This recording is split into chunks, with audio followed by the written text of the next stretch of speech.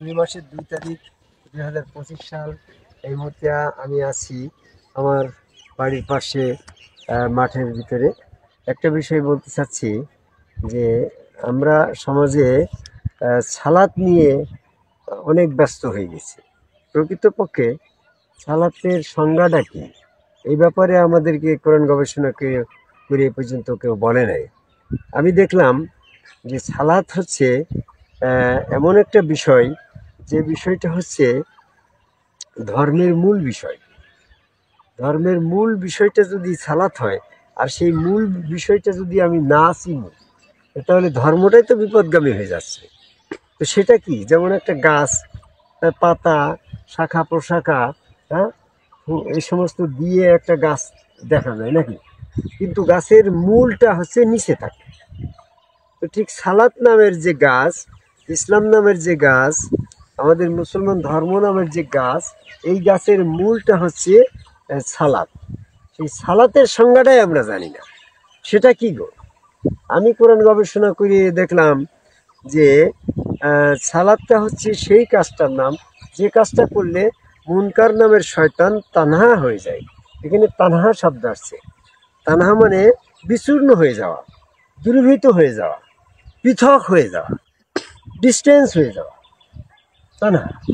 তো সেক্ষেত্রে সূরা আনকাবুতের ৪৫ নম্বর আয়াতে বললো, ইন্না সালাতা তানহা আনিল ফাহশাই ওয়াল মুনকার, যে কাজটা করলে মুনকার নামের শয়তান, অশ্লীল কর্ম দূরীভূত হয়ে যায় মস্তিষ্ক থেকে। এই সমস্ত কুচিন্তা, কুভাবনা বা শয়তানি খেয়াল, শয়তান মস্তিষ্কের ভিতরে থাকতে পারে না বা থাকে না, সেই কাজটার নাম সালাত। সেই কাজটা কি?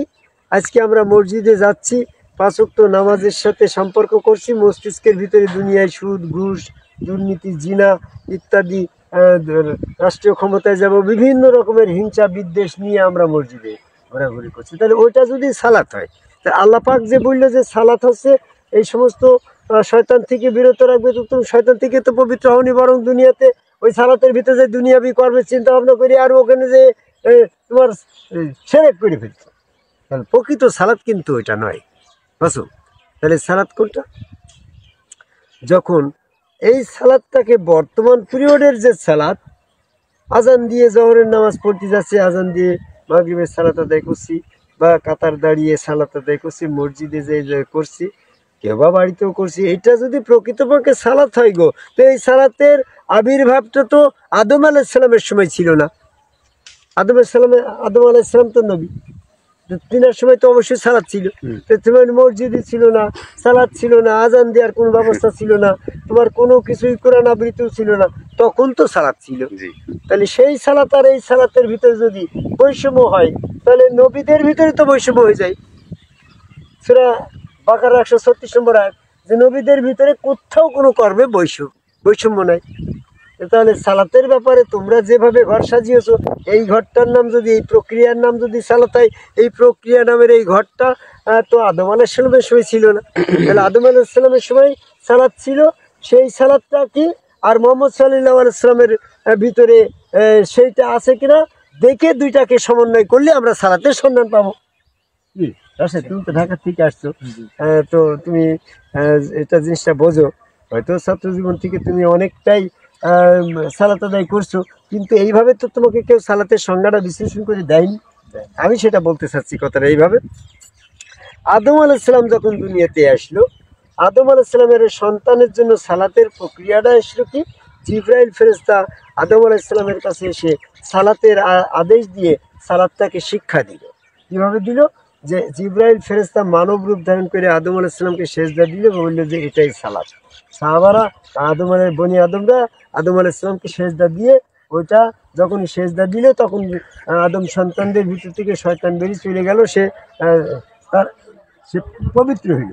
তাহলে পবিত্র হওয়ার ওই সেজদার ভিতরে, আদম সেজদার ভিতরেই সালাতের যে উদ্দেশ্য ছিল সেটা কিন্তু পার হয়ে গেল, মানে উদ্দেশ্য সফল হয়ে গেল। যখনই আদমের এক সন্তান আদম আলাইসালামকে সেজদা দিচ্ছে, জিব্রাইল ফেরেশতা সেজদা শিখাই দিল যে তুমি এইভাবে সেজদা করো, সে সেইভাবে সেজদা করলো, তখন সে প্রথম সেজদায় পবিত্র হইল, আর দ্বিতীয় সেজদা যখন করলো সেটা তার সালাত হয়ে গেল। তারপরে এই সালাতের মাধ্যমে তার রোজা হয়ে গেল। রোজা মানে কি? আত্মশুদ্ধি হয়ে গেল। তার ভিতরে কুচিন্তা কুভাবনা থাকলো না, সে আত্মশুদ্ধি হয়ে গেল, সে মুত্তাকি হয়ে গেল, সহজ সরল মুত্তাকি একজন মানুষ হয়ে গেল আদম সেজদা করার পর। তাই তো গায়ে বলি তুমি তো আগে আর্মিতে ছিলে, এখন তুমি গুরুর কাছে এসে আর্মির মতন হিংস্র ভাব কি তোমার আছে না? তাহলে এখন তুমি নমনীয় হয়ে গেছো, তুমি মুত্তাকি হয়ে গেছো। তো সেজদার ভিতরে সালাত হচ্ছে, মুত্তাকি হয়ে যাচ্ছে, রোজা হয়ে যাচ্ছে। সূরা বাকারার 283 নম্বর আয়াতে দেখো, রোজার উদ্দেশ্য হচ্ছে মুত্তাকি হওয়া। তাহলে তুমি যখন গুরুর কাছে সেজদা দিয়ে সমস্ত কুচিন্তা কুভাবনা হিংসা বিদ্বেষ পরিষ্কার হয়ে গেল, তোমার দেহের ভিতর থেকে তুমি মুত্তাকি হয়ে গেলে, তাহলে তোমার রোজা হয়ে গেল। তাহলে এই সেজদার ভিতরেই কিন্তু রোজা আসছে, আবার এই সেজদাই কিন্তু সালাত, আবার এই আদম সেজদার ভিতরেই তোমার হজ হয়ে যাচ্ছে। কিভাবে হজ? মানে জিয়ারত করা, হজ মানে দর্শন করা।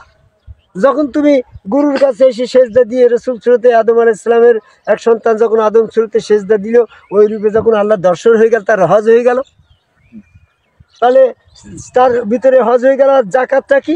জাকাতটা তার সমস্ত ইচ্ছা শক্তি, জাকাত এবং কুরবানি তার সমস্ত ইচ্ছা শক্তি যা ছিল সব জাকাত করে দিল। অতীতে যত অপরাধ করেছে, আজকের থেকে আমি আর কোনো পাপ করবো না, এরকম একটা সেজদার ভিতরে আত্মসমর্পণ করেছে। সে তার ইচ্ছা শক্তিকে জাকাত দিয়ে দিয়েছে গুরুর কাছে এক সেজদার। ঠিক এরকম ভাবে সে ভবিষ্যৎ জীবনে, আমি যদি এখন 10 বছর, আমি যখন 49 বছর আগে বায়াত হয়েছি, এই 49 বছর আগে আমি এরকম নিজেকে কোরবানি করে দিয়েছি যে নিজামের বাইরে আমার কোনো আর ইচ্ছা শক্তি নাই গো। তাহলে কি এটাকে এক সেজদার ভিতরে কোরবানি হয়ে গেল? তাহলে এই যে আদম সেজদাটাই হচ্ছে ইসলামের মূল বিষয়, যেখানে মানুষ এখনো আসে নাই। আর এই জায়গায় যারা এসেছে, তারা ইসলামের সমস্ত আদর্শগুলা তাদের ভিতরেই খুঁজে পাবে। তারা দেখো তাদের আদর্শ কি? তারা চুলদারি মোছ কাটে না, মানুষের প্রতি হিংসা বিদ্বেষ করে না, মানুষের ক্ষতি সাধনের চিন্তা করে না, তারা সবসময় বিনম্র ভাব থাকে।